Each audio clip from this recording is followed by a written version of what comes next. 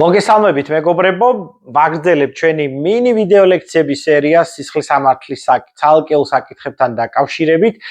დღეს მე ქრთამეობაზე უნდა ვისაუბროთ, ძალიან მოკლედ ქრთამის აღება და ქრთამის მიცემა. სამწუხაროდ ეს ყველასთვის გამოწვევას წარმოადგენს, არა მხოლოდ საქართველოში, ამიტომაც ცუდი არ იქნება თუ ძალიან მოკლედ გვეცოდინება რეგულაციები თუ რა სტანდარტებს ადგენს ჩვენი კანონმდებლობა.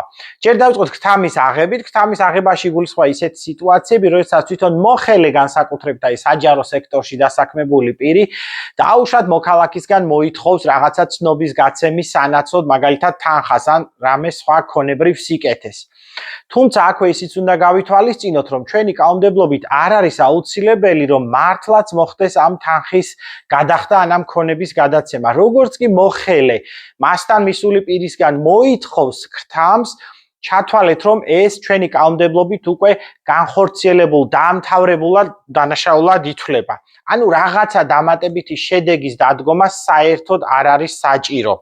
და ამისათვის საკმაოდ კაცრი სასჯელებია თქვენთან რო ჩახედოთ ახლა სისხლის სამართლის კოდექსსაც 328 მუხლია, ეს მაინც თუ გვაინტერესებს, რო ჩაიხედოთ იქ 9 წლამდე ვადით არის თავისუფლების აღკვეთა გათვალისწინებული, ეს ყველაზე პატარა შემთხვევებში, ასე ვთქვათ, კიდევ უფრო დამამძიმებელი გარემოებებიც არსებობს, როცა ეს სასჯელი იზრდება. რაც შეეხება პირიქით სიტუაციას, აქაც ფრთხილად უნდა ვიყოთ ჩვენ, რომ იქვე გვაქვს მომდევნო მუხლი 329 მუხლი სისხლის სამართლის კოდექსის, რომელიც ქრთამის მიმცემს სჯის.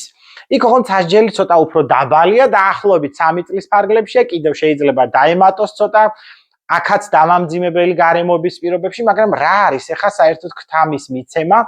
შეიძლება მოხელე საერთოდ აზზე არ იყოს, რომ თქვენ მისთვის ქრთამის მიცემას აპირებთ, მაგალითად გაგაჩერათ ქუჩაში საპატრულო ეკიპაჟმა და ამ დროს აღმოგიჩინათ ალკოჰოლური სიმთვრალე და თქვენ რა თქმა უნდა ბუნებრივია გეშინიათ, რომ არ დაკარგოთ მართვის მოწმობა, ამას რამე მკაცრი სასჯელები არ მოყვეს და უცებ შესთავაზეთ ამ საპატრულო პოლიციელს პირობითად 200 ლარი, რათა მან თვალი დახუჭოს ამ სამართალ დარღვევაზე. ეს უკვე არის ქრთამის მიცემა ჩვენი კანონმდებლობით. ანუ თანხას პოლიციელი გამოგართმევს თუ არ გამოგართმევს, ამას არ აქვს არავითარი მნიშვნელობა. შეიძლება მან თანხას საერთოდ არ გამოგართვას და დიდი ალბათობით იქვე დაგაკავებს კიდეც ამ ქრთამის შეთავაზების გამო, ესეც უკვე ჩაითვლება ქართული კანონმდებლობით დაამთავრებულ დანაშაულად. განსაკუთრებით მტკიცებულების მოპოვებაც ამ შემთხვევაში რთული არ იქნება, ვინაიდან უმეტეს შემთხვევაში პოლიციელებს ეს სამხრე კამერები აქვთ ჩართული. ამიტომაც კიდევ ერთხელ რო შევაჯამოთ, კარგად გავიაზროთ, როგორც ქრთამის აღება დანაშაული, ასევე ქრთამის მიცემაც დანაშაულია და ასევე ძალიან მნიშვნელოვანი თვითონ შეთავაზებაც კი არის დამთავრებული დანაშაული, ეს უნდა გავითვალისწინოთ და სისხლის სამართლებრივად არც თუ მცირე პასუხისმგებლობას იწვევს, როგორც გითხარით უკვე რამდენიმე წლიან თავისუფლების აღკვეთაზე არის საუბარი.